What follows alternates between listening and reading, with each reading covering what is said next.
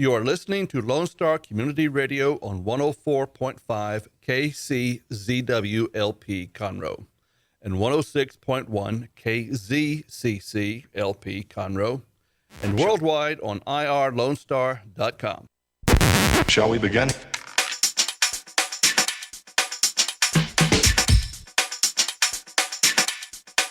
Let's begin now.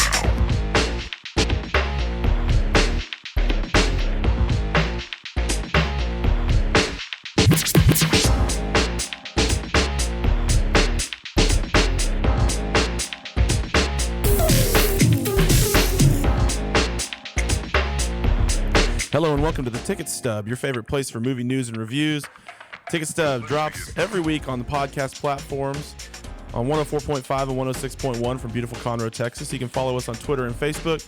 Ticket Stub has a ticket sponsorship with the Grand Theater and Amstar Cinemas, and you can visit ironlonestar.com for information about the show and sponsorships, or drop us a line at 936-647-3776. Also, don't forget to leave a 5-star review. My name's Connor. I'm one of the hosts of the show. Joined in studio by my friend Dick Schisler. How you doing, sir? Word up. Word to your mother.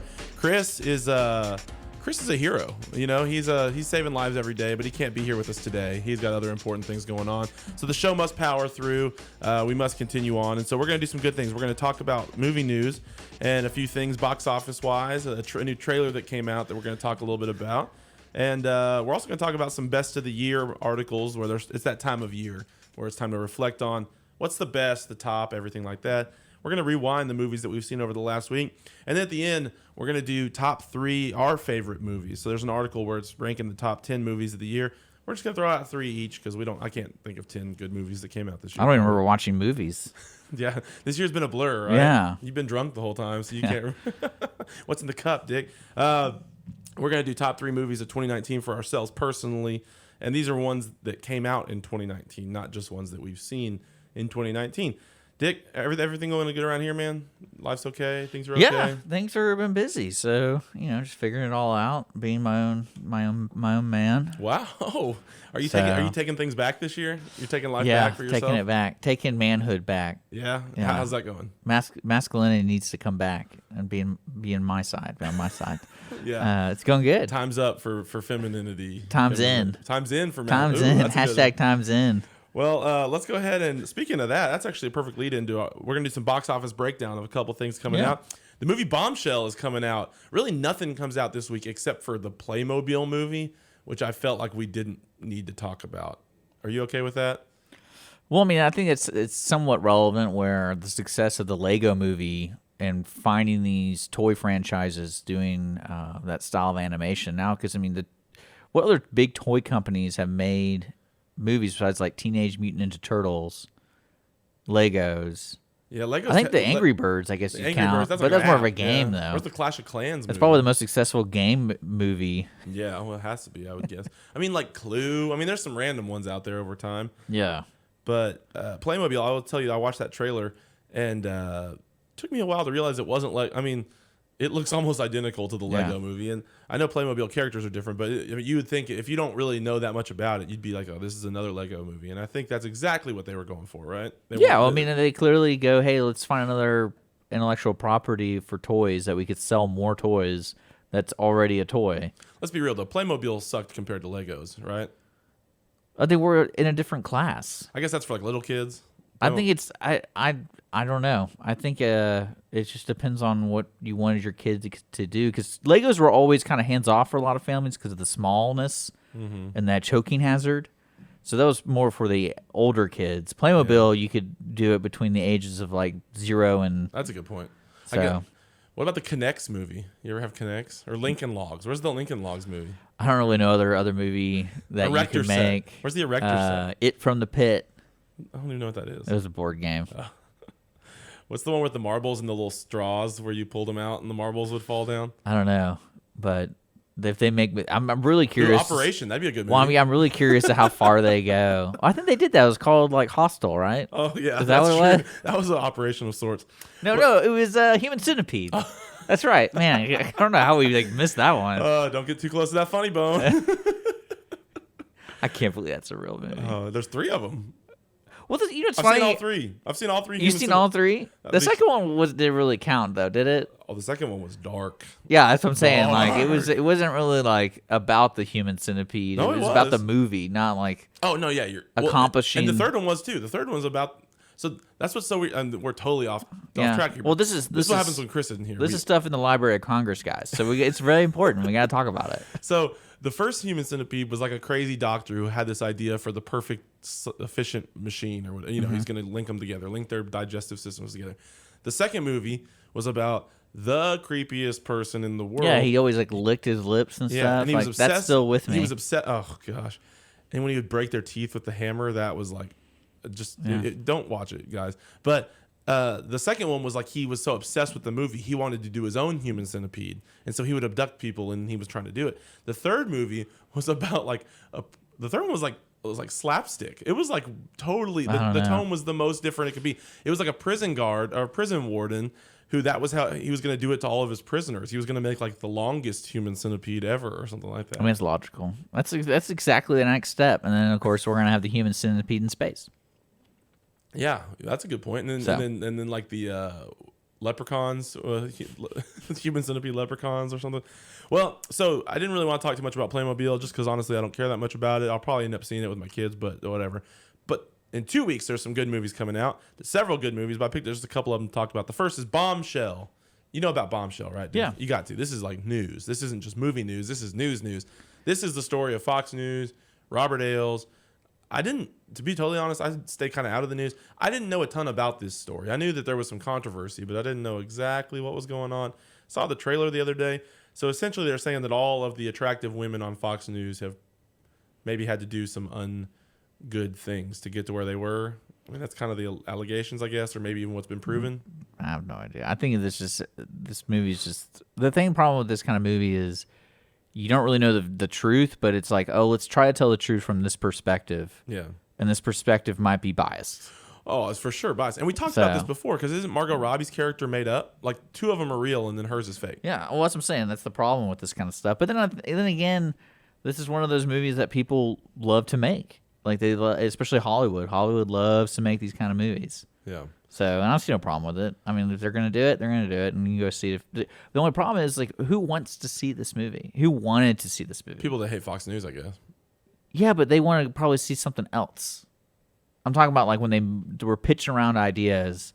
It's like, is this really the time? Like, is it really that spicy of a thing? It's so spicy. I think it definitely. Because you would think they would want to do a Harvey Weinstein movie before they would make this movie. I think he is still too. But they won't make those. He's too connected to everybody. Yeah, that's what I'm saying. Like, yeah, he's got too many people who are probably still. And his Bryan friends. Singer, that'd be a real no-no.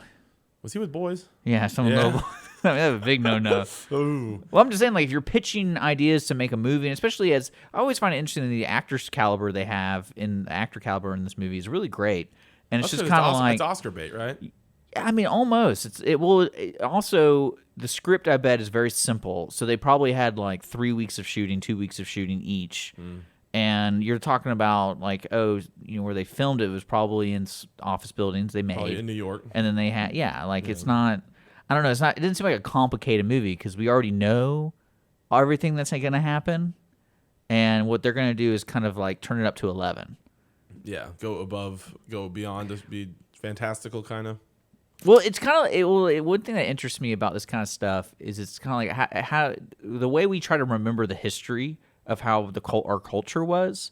So, like, one thing I was laughing about was one of my buddies was like, "Oh, you need to check out Mad Men," because Mad Men had this, like, huge impact on people, and they watched it. I watched the first episode; it was so boring. Well, I was laughing because I was like, it's almost like they're making that culture romantic.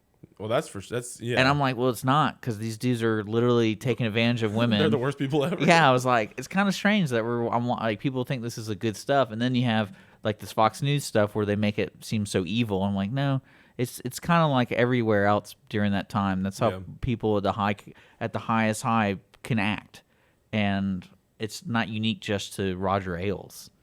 A little double entendre with the name because it's probably a bombshell, quote unquote. They think they're dropping, but also the girls were kind of bombshells. I think is kind of the point, right? Yeah, I did like the marketing choice of Fox going. We just need to hire just blondes. Yeah. I wonder who made that decision. I saw a thing one time that was like, it was basically like the biggest voices in the Republican Party versus the biggest voices in the Democratic Party, and it was like all these attractive women on the Republican side, and then on What the I mean Democratic, that like all it was the like Ruth Bader all Ginsburg. the men. I think thinking back on the pundit stuff, all the men on Fox seem to be older than like the women, and there was never really men that were either they seemed the same age. So you never saw a young man. Yeah. I think Tucker Carlson was probably like Yeah, he's like the hip one. youngest guy. Yeah, and everyone else has to be above 60 because now everyone's like all the male people are playing in fantasy world. We're like, oh, look at these older men talking to these blonde shells or Blonde shells. Ooh, Oh, yeah, there you go. there you go. That'd be a blonde. That's a Southern Star. Are you listening? Blonde shell. Change your name. Well, this movie is guaranteed to make my dad upset. I'm sure he will not see it. That'd be my guess, because he. Well, it's just ironic because it's about a pig. Yeah. I mean, it's about a dude who's known to be. That's what I'm saying. It's one of those movies. Like, why do we make this? We already know these things. It's just throwing salt. I mean, it's 100% just so all the people who already hate Fox News can watch it and go, "What a terrible guy." Well, it's like the Dick Cheney movie with Christian Bale. It's like we already know this stuff. Like, why turn it up to 11? Like, we know this. What are you trying to do? You trying to convince people to actually prosecute this guy by hiring Christian Bale to play him? Like, I'm really kind of confused. Well, maybe we've seen comedians. And then you have Sam Rockwell making George Bush seem sympathetic. Yeah, which you're Rockwell's like- in this movie too, isn't he? Probably. I love Sam Rockwell. He's good. No, Sam Rockwell's in that Clint Eastwood movie coming out. Which one? The one about the 1996 Atlanta bombing. Oh, Richard Jewell. Yeah. Yeah, that one. I almost put that on here, but I'm just confused about it. I don't know enough about that, I guess. Or another true story that I'm ignorant about. But another movie I did want to talk about that's coming out the same. So this is not this weekend, but the next weekend for Bombshell and for Uncut Gems. Do you know about this one? Yeah, that looks promising. So I didn't know much about this. I knew it was coming out, but I didn't know a lot about it. The And, basketball player is like a supporting character in it. okay, which one? The guy from Boston. They play for Boston a lot. I don't know. I'll have to look it up. I was reading about how impressed everyone was with his performance. Garnett. Oh, Kevin Garnett. Okay. So yeah, he plays because Like, is he playing himself or does he play like a real character? I think he either plays himself or he plays like a basketball player who gambles. Yeah, well, he plays himself as Kevin Garnett. But Okay. I know that. So I read a piece. Apparently, Adam Sandler doesn't do a lot of like long form interview articles and stuff like that. But there was one that came out maybe a week or so ago, and it was all about him, and it was about this guy who followed him around and stuff. And so it was talking a lot about the movie, obviously, but also talking about Adam Sandler's life. I didn't realize that this was gonna. When you look at the poster, you think this is gonna be like the most typical Adam Sandler ridiculous. Like, remember that movie that Sacha Baron Cohen did, where when you watched the trailer, it looked like it was the dictator. A Borat 3. Yeah, it looked like it was Borat Yeah. 3, but it was actually The like Netflix, super, the movie. Yeah. it was like super serious about like the Holocaust or something. That's what this one kind of seemed to me. When you watch the trailer, you're waiting for Adam Sandler to be like, "I don't want to go to the mall," or something like that. But he's being serious. I mean, he's playing this straight. And so I'm actually excited about that, because there's been a few times where he's really played something straight and serious. And I think that he's done a good job when he's done that. And I'm kind of, the whole murder mystery, like, I mean, that's great for some people, not a lot for me there. And so to see him do something different, I think it's going to be cool. I'm constantly amazed by that guy because I just remember him. The first introduction of him to me was the Adam Sandler, Your Mom's Gonna Laugh at You album. Yeah. His comedy album, which back in the day they used to make comedy albums, CDs and stuff. And you're like, I'm thinking to myself, how does this guy have this much power in today's Hollywood world, where he can kind of do whatever he wants, make the crappiest movies, and then still kind of occasionally drop in real quick and remind people, oh, I can act too. Yeah. And that's part of that article. I'm trying to find it right now. It was talking a lot about like his kind of unexpected rise to fame, I mean, Well, that's what I'm saying. Like, it's weird to see that he has that power where he gets to choose. A lot of actors and actresses are hungry. It's like, oh, I got to make that Oscar movie. But I feel like what happens to him is someone approaches him and he has the eye. He has the eye to be like, you know what, this is going to be a good movie. I want to be part of it. And not even that, but how he's done so much to control his environment, where now he gets to he gets to really make decisions. He gets to bring his people on board. And, just an unexpected guy to be and kind of quietly one of the more powerful people in Hollywood as far as getting to do what he wants to do. So this whole Uncut Gems looks good. Looks pretty dark. I mean, he's betting, gambling. He has a mistress away from his family. He's in trouble. Is this story about you? Yeah, it's actually my story. That's what I figured. Yeah, this is about. I'm a very Jewish. The average Conroe guy, of course. a diamond retailer. Yeah. I sell blood diamonds primarily. But anyways, Uncut Gems. So basically, this weekend's going to not be that great. Playmobil movie, and that's about it, and everything that's already there. Go see Frozen 2 or whatever. But then next weekend, the weekend after, is going to have like 4 or 5 really good movies, including, I think, Bombshell will be interesting. It'll definitely be around for Best Actress. I mean, supporting actress. Those are going to be involved, I bet, in the Oscar talk. Why aren't people complaining about Frozen 2 being so white? Anna's kind of tan. Well, I just meant just snowy. Yeah, I know. Frozen 2 so white. No. Well, no, That would be so funny. Man. they do run in. I did see Frozen 2, and I'm not going to talk about it today, but they do run into like a native people or something like that at one point. And one of the new characters is black, so they're trying. You know, everyone I think is still binary, so that's kind of offensive. I feel like for kids, but I'm just kidding. Hold on, say that again. One of the characters is binary. No, I said all of the characters are still binary. Doesn't that mean where you're either male or female? Yeah. Yeah. Well, the snowman's a snowman, Well, that's true. right? I guess that's Or do what we they're- know? And then there's the reindeer. Yeah. They're both kind of ambiguous. We don't really know what Well, they are. why even scratch that? Like, why? Just kidding. Well, that's what I love about people, especially actors and directors, making comments about it. Where it's I think you don't call them actors. I think it's just everyone's an actor now. Oh, okay. Have you heard about that? I have no idea. No more actors. I'm just trying to be respectful as possible without sounding like a bigot. It's a tightrope you have to walk. I know, man. It is. It's like I remember in high school I read a thing about how like Bosnia had the most landmines per square foot because of World War II, and they never cleaned them out. I feel like just America does now, like social landmines. Like everywhere you go, just you're tiptoeing around, hoping not to set something off. So just try to be respectful, I guess. Yeah. Have you ever watched the show Billions on Showtime? I've heard of it. So I've started watching that, and I really How is this connecting? You're a TV guy. We just take a step, dude. well. I really like. Well, it connects. I should have like a buzzer for you that like a reminds you to go back to movie talk. reprogram of That Was Easy buzzer Yeah. or something like that. Well, because they introduced in season 2, they introduced Asia Kate Dillon is a actor's name. That's his name? It's a non-binary. It's a born a female now, doesn't identify as either gender. I've seen the House episode. I know what you're talking Yeah. about. Well, it's super confusing because Asia Kate Dillon's pronouns, which they make very explicit early on, are they and their and them. Well, they'll be talking about that character talking to a group of people, but all in third person. Yeah, they went to their house and they were there with them. I would live that life. They just Like if I require people to address me like that, that'd be pretty baller. just like as a power move. Yeah. Well, do it. No one can say no. I mean, I don't see why not. Yeah, but it was very confusing when you're talking about one person talking to multiple people, and then you're just saying like they went to their house for them to meet them, and then they were there with them. Imagine the screenwriter or the screenwriters for that stuff. Yeah, they must have like someone breaking it down step by step. All right, well, let's go ahead and move on to movie news. We can talk a little bit about. Do you have the Bond trailer? I do. Okay, I so think this is it. Yeah, this is it right here. So the new Bond trailer dropped yesterday. We're just gonna play it. If you're just listening, you might want to run over to YouTube or Facebook and check out the video, or you could just listen. We'll kind of talk over it a little bit. But this is the new Bond. What's it called? A Good Day to Die Another Day or something like that. No Time to Die, bro. I think the Bond name company has like 6 words they pull out of a hat in random orders. I think it looks good. Well, okay, what city is this? Is this like Israel or something? Usually there's a title cover over it. That's how I know. Morocco? They just make it up. I'm like, they could make that up. I'm not very cultured It's like on the world. North Carolina. The world is arming faster than we can respond. Okay, so this blonde chick, is she from the other movies? This is where we need Chris. We need Chris. We need Chris here really badly. I need a favor, brother. You're the only one I trust. I know that's Phoenix.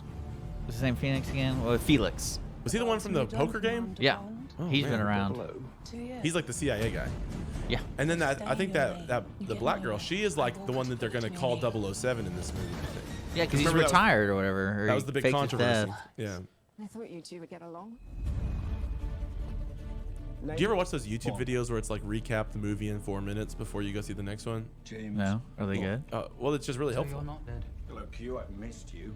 Like before I went to John Wick 3, I watched 2 movies that recapped 1 and 2 because I couldn't fully remember who was the bad guy in this one again. Was it John Malkovich or somebody like him or? Well, I was having a discussion with buddies this morning. I said what they need to do is they need to bring back Agent Cody Banks. And Like Disney or Frankie whatever? Muniz needs to take over the Bond and combine the two franchises to go $1 billion. And then what's his name? German dude who I like. Was he in one of these movies? He's like a German dude. No, yeah, he was the main, the puppet master, the brother. In which one? I thought that was Javier Don't get Bardem. confused. Now you just go watch the movies, man. Stop bothering me with this. Sorry to be such a bore. Yeah, I know. Mine will survive long after I'm gone. History isn't kind to men who play God. Has he been in them before? No. You mean James Bond? No. He's been in the other movies. I'm pretty sure he's in the other movies, Oh, Connor. okay. Well, the problem is all these movies are almost the same.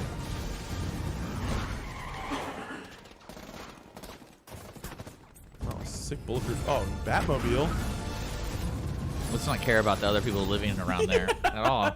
The headlights just became two like miniguns, and he just did a drift while he was shooting. We don't care. The poor deli on the corner just got like annihilated. Yeah. Not again. Why are these beautiful cities? That'd be actually a pretty funny stat. Is how much money has James Bond caused in damage? All these like historical cities. Because remember the first one where they're in Venice.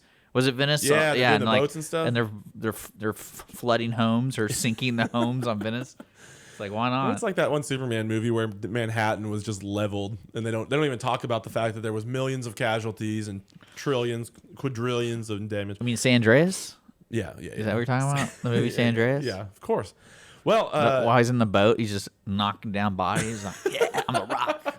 That's what I the whole time he's on that boat in that scene. I was like, man, I wonder how many bodies are in that water. he's just chopping them up with his prop. So James Bond movie, we just did the trailer. What do you think? You think good, bad, ugly? Yeah, the people who make those movies have a quality assurance to them, so it's like it's gonna be good. Yeah. And I think that's why they take so long a lot of the times, because I know this one had some issues getting done. And what's interesting to me is these movies aren't those $1 billion movies, so I don't know why they worry about it so much. Whereas like they had problems with the actors being on set. What was it like? He can only be there for so long until they had to push shooting back. Yeah. And then he's like, "Oh, I'm not coming back. I gotta go do this other thing." And it's one of those deals. He's obviously over it, right?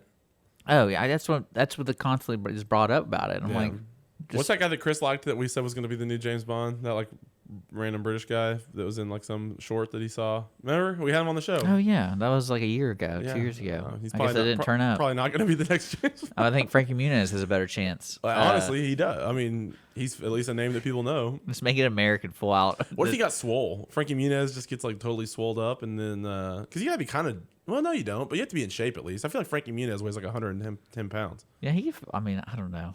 Get some weight, get some keto going on, get some whey protein maybe. Well, that's what's so interesting about the franchise of Intermittent James fasting. Bond is like now it's today's terms. You can change up so much. Where 30 years ago is just the same Bond. Yeah, And- that could be a girl. Well, that's what I'm saying. So it's kind of like, well, if you can, Jamie Bond. So what I love is I bet you people would be more outraged if James Bond wasn't British, Than if he was a and then if it was a girl or whoever. Like Like, Asia Kate Dillon. Them. I mean, I think They could I be think James that would Bond. be very interesting to see what people's response would be. It's like, oh, he's not British. This isn't James Bond. I'm like, well, it's a woman too, so that's not James. It could be like a teenager, like an old man. I mean, the possibilities are endless for James Bond. Yeah, A dog Bond. but I think it's gonna be good. I think Yeah. people are gonna go see it. I don't know if they're gonna hit the $1 billion mark though. I'm gonna say no. I think it depends probably on the weekend it releases. Well, and this is the kind of movie I think that needs to get a little word of mouth going because everybody knows James Bond, and But clearly they don't. You probably just went over like the last 4 movies they did, but you don't know which one, who's, and what. I mean everybody knows the character. All the movies blend together; they're all the same, but the character is very known. So you don't. It's not, like the problem isn't getting people to know what James Bond is. Everybody knows what it is, And see, but that's it needs what, a little publicity. That's what or blows a my little mind. buzz. Is the people who went to go see James Bond are dudes. Correct. Yeah. Are dudes, and then they're trying to make it this whole nother thing. I'm like, well, you're not going to find your audience anymore because a lot of people don't care about this stuff, but dudes. Yeah. So if you have gun action scenes, dudes like that. Not saying women don't like it, but I'm saying This is such if an you want to offensive- make a lot of Remember how money, you were going to be kind earlier? This well, is such a- it blows my mind where it's like, oh, we're gonna change the way the formula, and hopefully it's gonna be just as successful. the No, social constructs don't work here, Dick. I you agree. got to find the audience. The for women that go kind to of this are stuff. probably the majority getting taken there by Yeah. a dude, to use your terms, a dude. But taken by somebody who likes cars and women, and because that's the most awkward scenes now when I watch movies with Holly. So if, they have that introductory Bond girl scene where she's like walking and showing the woman figure, and You have you're to act like, like you're looking at your and phone. I'm like, or something. yeah, You're like, this is is a it crazy text? movie. Oh, did I get This is crazy. Oh, let me check this real quick. But like that's a staple in the Bond movies, and so I'm curious. I'm curious to see the movie. I like them. I like on the Fast and Furious. There was a whole couple years of movies where there had to be the one shot behind the girl where it was just her butt walking through like a party or something. You know what I'm talking about? That's what they do. Yeah, Bond maybe not quite as much. That's more of like her slow walking into like the pool or something like that. But there was like a whole group of those like Fast and Furious. No, they always find themselves in like half their clothing at one point. It's like, oh, Bond, what are you doing here? And it's like, all right, where's They this go to going? Dubai, but somehow there's like a that's pool how party. people write pornos. Is like the different scenes from James Bond. It's like, Oh, really? This They is just how it works. take it one step further? Yeah, of course. Oh, goodness. All right. Well, Esquire.com had an article that was talking about the most popular movie in the year you were born. Dick, I have no idea what year you were born. 1986. 1986. So let's just go ahead and do it from 80 to 90 because I feel like that's probably most of our audience would be like in that range. 1980, The Shining was the most popular movie for anybody born in 80. 81, Raiders of the Lost Ark. Dude, Top Gun was the #1 movie when I was born. 82, E.T. the Extraterrestrial. 83, Scarface. 84, Ghostbusters. 85, Back to the Future. 86, this says Ferris Bueller's Day Off. Are you talking about box office? Yeah. This may be talking about most. Man, check out what movies were released when I was born. We got Top Gun. We got Star Trek 4. We got Aliens. We got Cobra, of course. That's a wonderful movie. Cabretti. We need to do a group rewind. And how have we not, American Tail. How have we not done Cobra? I don't know. That movie's great. So those are like that's a terrible year. Like American Tail is the 5th best movie that came out. No, American Tail is 16th. Platoon is 3rd. Crocodile Dundee's #2. The Karate Kid Part 2 is 4. And then it goes down. Okay, well, my year sucks. Although it said Die Hard on for my year, but when I'm looking at the box office, domestic box office for 1988, it doesn't even have Die Hard on here. Rambo 3 was my top movie, and then Scrooged, Twins, Naked Gun, Red Heat, Land Before Time. Oh, this is brutal. No wonder I like terrible movies. Like, this is what was available to me. Yeah. Dirty Sorry, Dancing, man. Fatal Attraction, Madame Suzaska, of course. Something we all love. Okay, well, anyways, this article's been invalidated and proven stupid, so we're going to move on. NewYorkTimes.com. Top movies of this year. Now, this is their opinion. This is not based on anything. Okay. You're going to figure out how this is their opinion when I start to read you the top movies that they've selected. I bet Parasite's on it. Oh, it's for sure. Yeah, it is. Which one was Parasite? I don't even. I mean, That's that South Korean dude. Oh, yeah. Okay, so here's their top 10. Tell me how many of these movies you know about. Yeah. And this is their 10 best movies of the year. Number 10, Atlantics. Do you know what that is? Nope. Number 9, Once Upon a Time in Hollywood. Nope. Yeah, you know that one. No. Number 8, The Edge of Democracy. This harrowing documentary, a thoughtful inside look at the events leading up to the election of Jair Bolsonaro, Brazil's populist president, is the scariest movie of the year. What about Peterloo? Do you know what Peterloo is? No. It's about British politics in 1819. Oh, well, of course. I can't believe that fell under my radar. Number 6 is Little Women, which I don't think actually come out yet. Yeah. Which that does look. I'll see that. Why? I don't know. Number 5, Marriage Story, which I do want to see Marriage Story. That's the Noah Baumbach movie. You know what I love about those movies is they just end. Oh, is Noah Baumbach? Like they just kind of like, oh, there it is. Like there's not That's the best description of Noah Baumbach. Oh, here it is. That's what I wrote. So there's never a plot. It's always like the closing scene is like, oh, I'm gonna make cereal and continue on with my morning. Like, oh, yeah, there is no real plot. It's just like here's what was happening for this week. Interesting, weird people. Yeah, I mean that's all he cares about is. I wish he would team up with somebody who could help him develop like a reason for the interesting characters. Well, no, what you challenge him to do is make a trilogy. Oh, yeah, he would. Because that way he actually has to do something that makes impacts over a course of 3 movies. Because, again, at the end, it's almost like he writes coming-of-age tales, but for every situation, people have problems with relationships in. Yeah, but it's well, always a that's true. coming-of-age. It's like, I can't believe I don't like my wife anymore. It's probably just whatever he's going through, and then that's his coming-of-age tale. Like I saw that Meyerowitz stories that he did. I liked it, but it's like nothing happened. I mean, they were all kind of terrible to each other, and the family dynamic is the families are never healthy in any of his movies I've ever seen. Marriage Story, this one looked like it was interesting. The Irishman, you've obviously heard of that one with Scorsese. Yeah, available now. It's Netflix. 3.5 hours. Have you seen it? No, I'm not gonna watch that movie. Yeah, I've seen a lot about how long it is, and it feels pretty long. Number 3 is Parasite, which is Yeah, I figured that popular. one. Number 2, Souvenir. Do you know what The Souvenir is? No. Honor Swinton Byrne plays a diffident version of the director's younger self. And then the number 1 movie of the year, Honeyland. I think I've heard of that. Conceived as a government-sponsored informational video, this documentary is nothing than a found epic. So this is what the New York Times thinks the top 10 movies of the year are. There's like 4 that you've heard of, and then a couple documentaries from like the 1800s, and then the rest. Didn't the Avengers come out this year? Yeah, that's what I'm saying. Like, I know you have to be woke and smart and cool and cultured and everything else. I just can't imagine being somebody who was like, yeah, honestly, these are the 10. Like, John Wick 3, you couldn't throw that on there just for somebody, or Avengers Endgame. That was a pretty cool one that came out. But I don't think the New York Times readers really care about those movies. Well, that's my whole point. They're just this is pander central here. Pander central. There was a kind of tangentially, this is about music, not movies, but The Ringer, which is a website I like, did a top 10 music list of the year, top 10 CDs, albums of the year. And I'm not a big music guy anyways, but it's the exact same thing.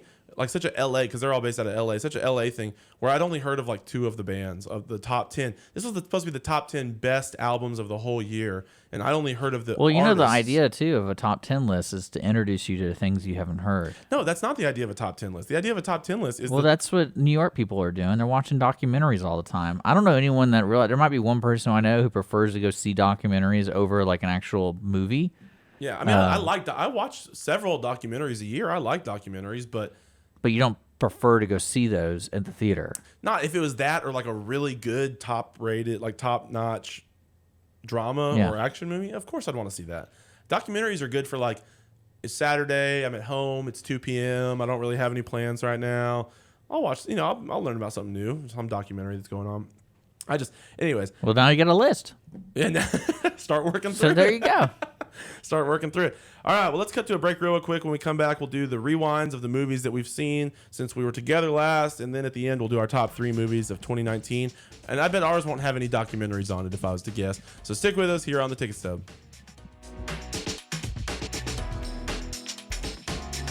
The Texas A&M AgriLife Extension Service has been dedicated to educating Texans for over a century. In 1915, the Extension Program was established under the federal Smith-Lever Act to deliver university knowledge and agricultural research findings directly to the people. Ever since, AgriLife Extension programs have addressed the emerging issues of the day, serving diverse populations across the state. Texans turn to Extension for solutions in horticulture, agriculture, 4-H and youth, and family and consumer sciences. Extension agents respond not only with answers, but also with resources and services that result in significant returns on investment to boost the economy. Join us Fridays at 1 o'clock for the AgriLife Extension Hour.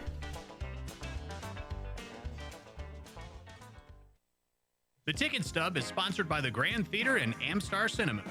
With 18 locations around the country, the Grand Theater and Amstar Cinemas bring you the latest in state-of-the-art projection and sound, including Fathom Events and Flashback Cinema. Did you know your local Grand or Amstar Cinema serves a wide variety of adult beverages? and some even have a full bar. And moms, they didn't forget about you. They also have a large selection of wine to help you get through those kids' movies. Visit your local Grand or Amstar Cinema today. Path to the Plate is a research-based education program that helps consumers understand how their food choices impact their health by making the connection to agriculture. Learning about how food is grown and produced, and how consumers can make better food choices for themselves and their families, Path to the Plate is all about dispelling myths and misconceptions. Find out more online at pathtotheplate.tamu.edu. We are Texas A&M AgriLife Extension, helping Texans make their lives better. Lone Star Community Radio is looking for those who are interested in hosting their own talk show. With monthly and weekly slots available on Conroe's FM 104.5, 106.1, and on irlonestar.com. Start your own podcast, create your first YouTube channel, and be on TV. Contact Lone Star Community Radio online at irlonestar.com or call the message line at 936-647-3776. to take your first step into the radio world.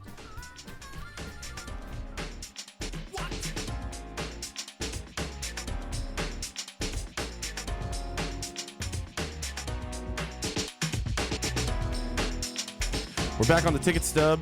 If you missed this first segment, we went a long time about a lot of good stuff. We did our box office breakdowns. Ignorant discussions. Yeah. It's wonderful. Welcome back. Just try to be kind. Try to be respectful. We talked about Bombshell. We talked about Uncut Gems, both coming out not this weekend but the next. We did the James Bond trailer. We talked about movies from the years we were born. And then we did the New York Times Too Hip for Their Own Good top 10 list of 2019. Now we're going to rewind the movies we've seen over the last week. And at the very end, we'll do our top 3 movies for us from 2019 that came out this last year. For me, I saw a little movie. It's in theaters right now called Knives Out. This is PG-13. It's just over 2 hours. It's directed by Rian Johnson, probably Ryan Johnson. I don't know, R-I-A-N. People can't just spell their names like normal anymore. But he's the dude who did Looper, which I really liked. He did a movie called Brick, which I've heard about but have not seen. And then he did one of the new Star Wars movies, episode 8, I guess, the last one. So he's got several big credits. This movie had quite the cast. Let me just say that. Had Daniel Craig played the lead detective. And then there was Chris Evans. There was Jamie Lee Curtis, Michael Shannon, Don Johnson, Tony Collette, Christopher Plummer. Okay. I keep feeling like that was the last movie Christopher Plummer must have been. He passed away, right? Christopher Plummer. I'll double check for you. And there's one podcast I listen to where they play the is he alive or dead game. I'm pretty sure he died. Not to be. No, he's still alive, man. Okay, well, no wonder I keep thinking, man, this must have been the last movie they filmed before he passed away. It's because he's still alive, so he's still making movies. He looked very old in this. Christopher Plummer's in it, Ricky Lindholm, a couple other people, but a lot of famous people in this. Really, really, really good cast. Really utilizes the cast really well. This is, as my wife would say, a real whodunit. That's what she said, kind of being funny. That was a joke, but anyways.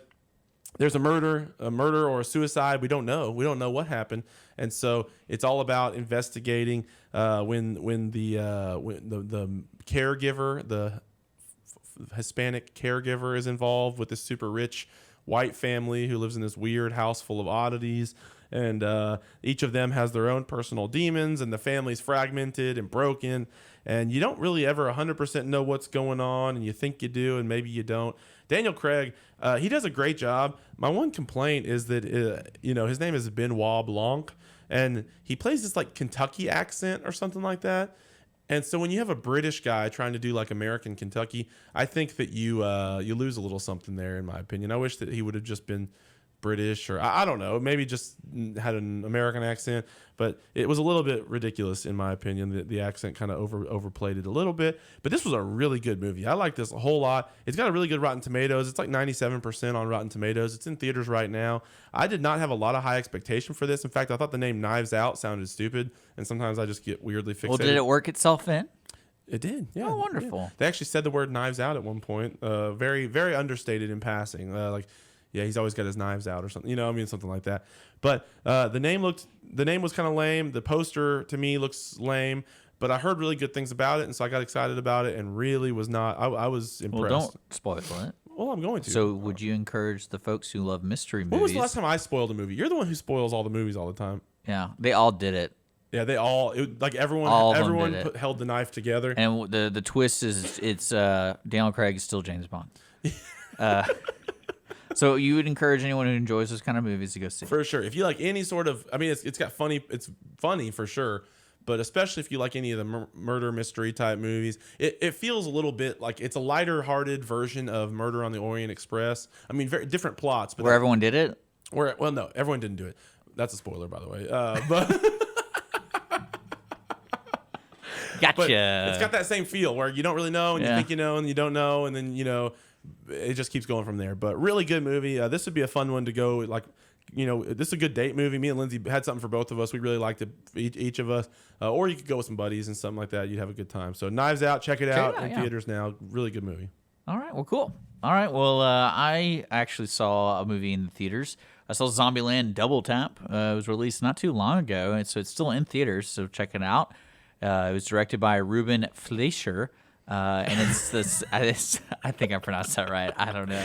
If my accent is correct, I believe it's Fleischer. Fleischer. I believe he directed the other one. He also directed Venom, the most recent Venom, I guess. And then Gangster Squad, 30 Minutes or Less, Zombieland. And Zombieland is 10 years old. How did they make this movie? It blows my mind. Well, that's one thing that you could tell by the production of it. It wasn't very high.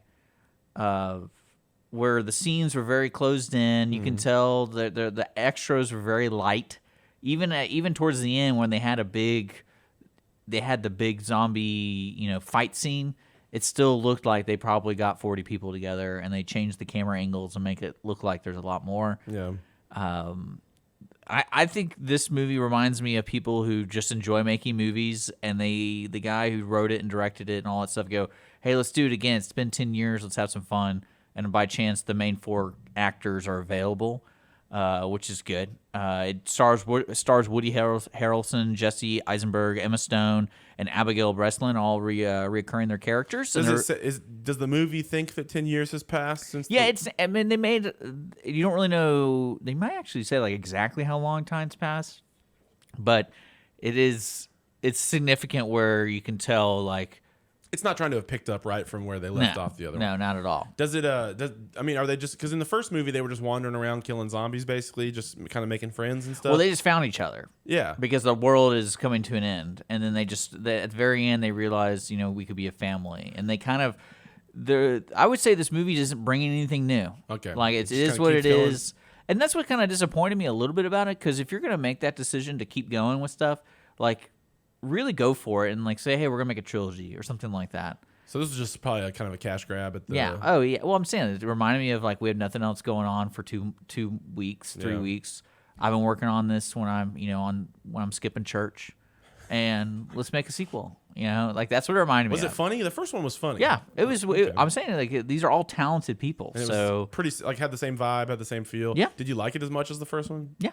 Okay. So, yeah, this one, I just couldn't get over, like, why did they make this? If you watch the movie, I would love for a listener to explain to me. There's a segment where they were explaining the different evolutions of zombies, and they had this one zombie that they called, like, a shadow zombie or something. That was our stealth. And so I was like, you're showing me these zombies that have different classifications, but we only saw half of them in the movie. Like, the whole movie, after that scene, I was like, I'm waiting for the stealth zombie to show up. Never came back. Oh. So I really was. I was like, I thought, why would you waste time showing me this besides being funny? But it's like that totally told me, like, oh, someone's going to show up at the end. Yeah, and not so much. Not so much. Okay. So does it seem like the door's open for triple tap? Yeah. I mean, no one really. They just do the exact same thing. Well, I think that's what I kind of liked about the first one was a lot of zombie movies play on the risk of.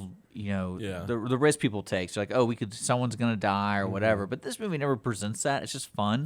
Yeah, they never seem that in danger. Like when they had it, if you remember the first one, what made the movie people remember it was the Bill Murray. Yeah, that was funny. Where he dressed up as a zombie because he realized he could still golf. Yeah.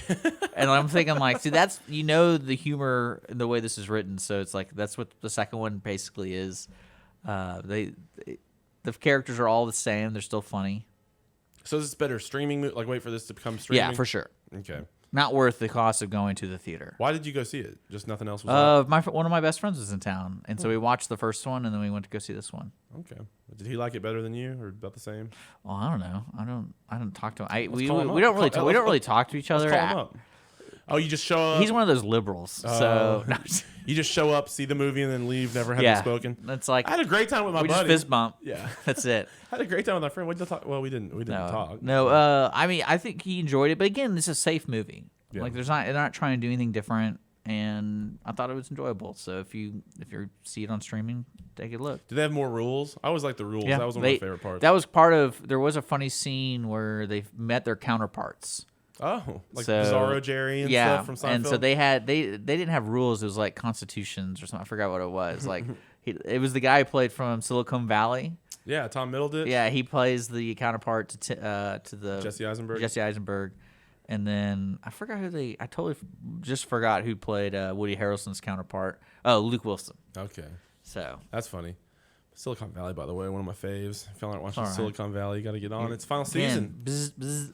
bzz, TV Stub. Well, sorry, there's a bunch of good entertainment out there we should be watching. All right, let's quickly move through these top 3 of 2019.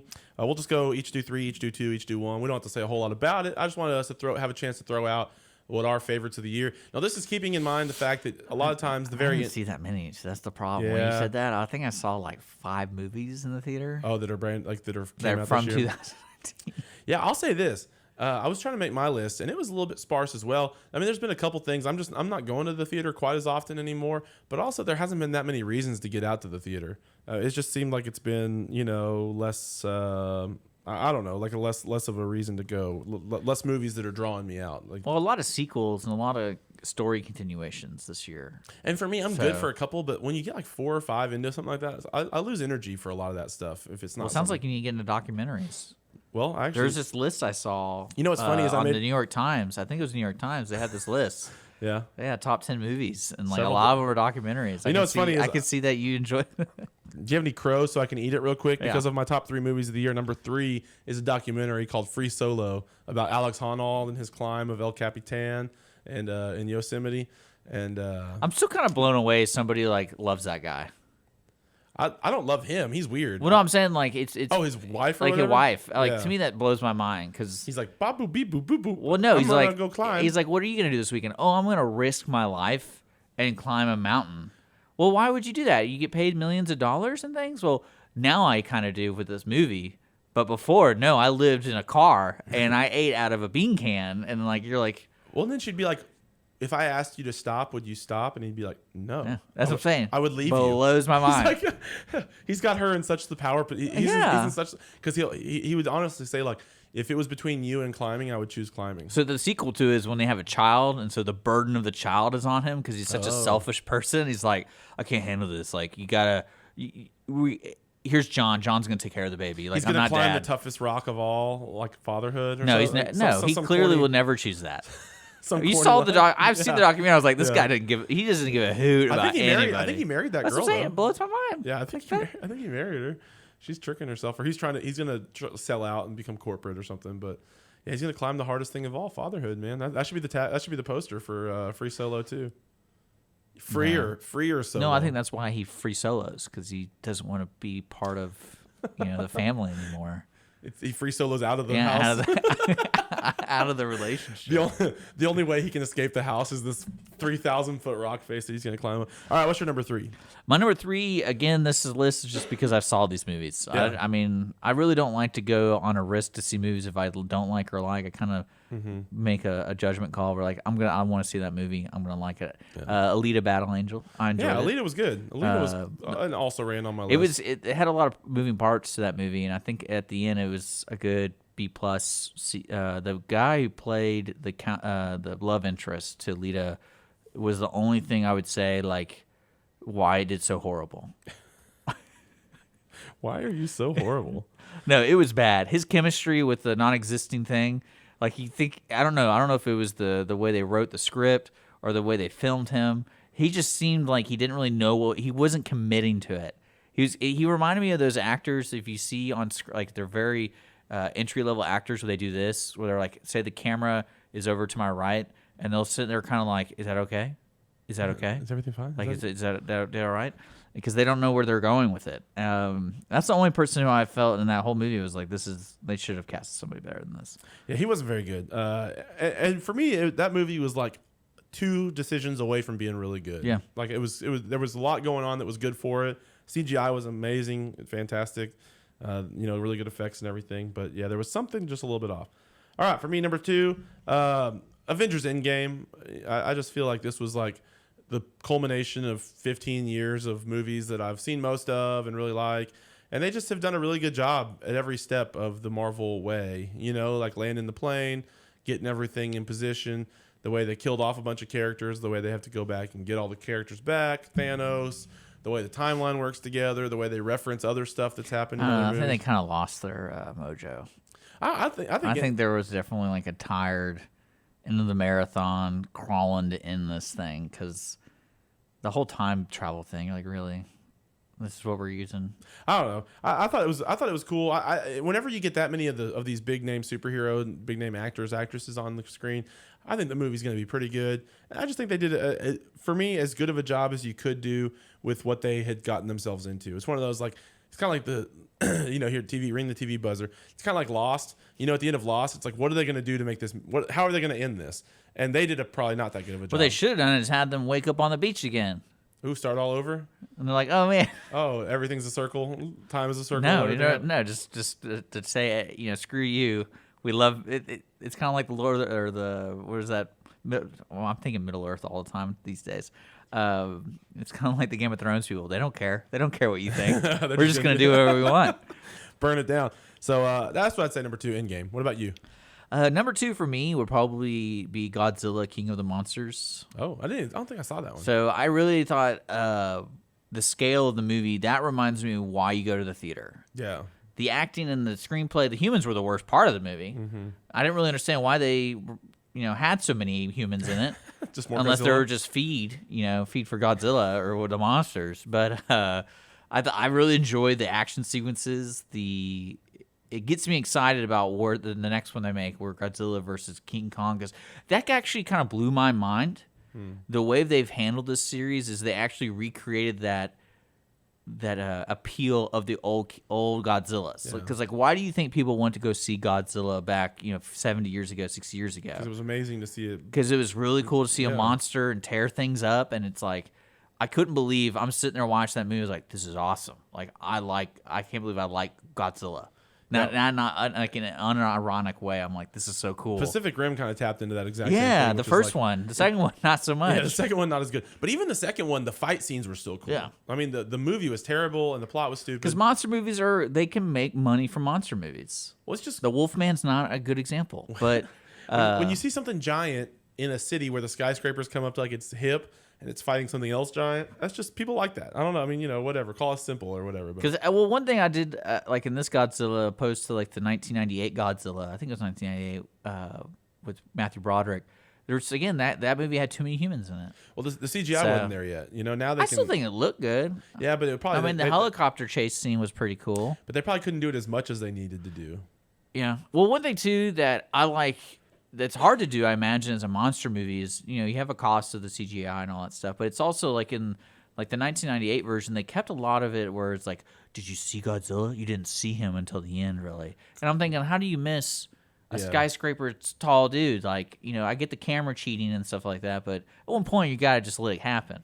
And this movie, they let it happen at the beginning. I bet they did. And so that's like, yeah, show me all the monsters. Yeah, it's like how in Jaws they used to like make you really suspense for a while. Yeah, and then it's like, no, this is like first scene from round one. You're seeing it, and I really enjoyed it. And I think it had a lot of actors from Game of Thrones in it. Really? I think, yeah. Interesting. So they're all trying to find their next thing so they can keep their career going. Yeah. Number 1 for me, Knives Out. Just talked about it. Don't need to say much else. Probably my favorite. Oh wow. Some of that may be recency bias. Maybe a month from now I won't feel the same way, but I just saw it. Really, really like it. Don't know anything I've seen this year that I liked better. I love a good like fun mystery, like something that's not too serious that that's so depressing but that has a really good mystery that you don't really know where it's going. It was a movie where walking out, I thought, I wish there was more of that. Versus sometimes you walk out of a movie and you're like, 30 minutes less of that would have been perfect for me. This is one where I said I would love to see more of that. That was really good. So that's my number 1. What about you? Okay, number 1 would be John Wick 3. Yeah. I Parabellum. wanted to put John Wick 3 on the list, but I don't know. I didn't like it as much as that chick is the one from Billions. The like arbiter or whatever whatever, the one who was in the black trench coat. That chick, oh man, look at me here. That person, that's the one who they were in Billions, who the pronouns confuse me all the time. And plus it's such like a proud of ourselves thing for Billions, because they insert the pronouns into so many conversations, and every person, okay, well, whatever. And everyone apparently knows the pronouns. People who wouldn't know them. Like, how does every person know? Well, you know that one guy who stumbles on his words, is hating himself every day. He goes to that office. He's like, "Hey Samantha, sorry, you." Where did they go? So, anyways, all right. Well, that's when you just assign like an inanimate object as her name. Like, hey, Cup. Oh wow. Like, Cup, come on. People love that. Yeah, people love to just be called inanimate objects. You think they're just objects, Dick? Wow. All right, well, that's probably all we got for today. Chris, we miss you. Hopefully you'll be back with us very soon. And thank you for everybody who's listening. Please tell a friend. Please engage the show on social media. That's how we do the ticket giveaways, everything like that. We'll be back soon next week. For Dick, my name is Connor, signing off on the Ticket Stub.